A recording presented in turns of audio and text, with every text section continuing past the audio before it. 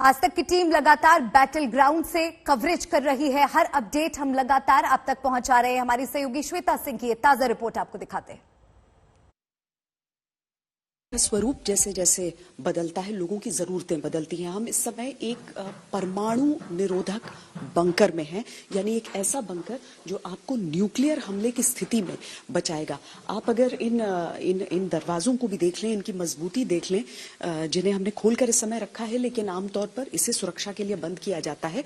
ये उस समय की बात है जब सोवियत संघ हुआ करता था, यानी यूएसएसआर हुआ करता था, और उस समय किसी भी तरीके के परमाणु हमले से बचने के लिए इसका निर्माण किया गया था।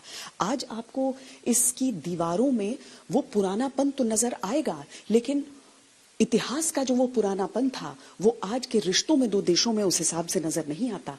इसके भीतर किस तरह की व्यवस्थाएं हैं वो भी हम आपको दिखाते हैं, क्योंकि सोवियत संघ के समय की चंद यादें यहां पर भी मौजूद है। सोवियत संघ के समय काल को हम देखें, उस समय का ये बॉम्ब शेल्टर है, और इसीलिए यहाँ पर वो चीजें भी हैं जो 80 के दशक से यहाँ रखी हैं। अब उनका इस्तेमाल नहीं हो सकता, लेकिन इन गैस मास्क को देखिए, जो अभी भी यहाँ पर जो बड़े बड़े संदूक रखे हुए हैं उसके भीतर महफूज रखे हैं। This is a gas mask, but I guess it can't be used anymore.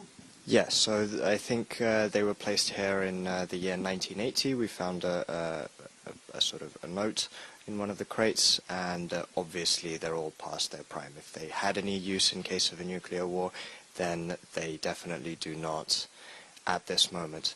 This is useless.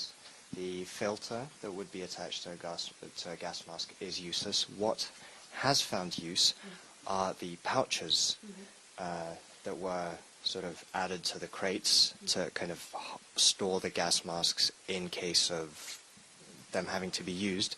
What the pouches have been used for is the strap. So this one does not have a strap, it's been cut off, and the straps have been implemented as straps for AKs, because some of the AKs came without straps, so this was an absolute godsend to the troops once we unearthed these crates. वो यही बता रहे हैं कि अब इसका इस्तेमाल नहीं हो सकता, लेकिन देखिए इन गैस मास्क को प्रयोग किया जाता था तो पूरे सर को इससे कवर करके पूरे सर पे आप इसे पहन लेते थे। कोई भी हिस्सा ऐसा नहीं होना चाहिए जहां से सांस जाए, और ये जो सामने का हिस्सा आप देख रहे हैं उसमें ये फिल्टर आकर फिट हो जाता था। तो ये उस समय का गैस मास्क है, लेकिन इसे दूसरे नजरिए से देखिए तो आप समझेंगे कि परमाणु का खतरा इंसान समझता तो है कि कितना अधिक होता है, इन बरसते बमों का खतरा इंसान समझता तो है, और इसीलिए उससे बचने के ये तरीके भी इजाद किए जाते हैं।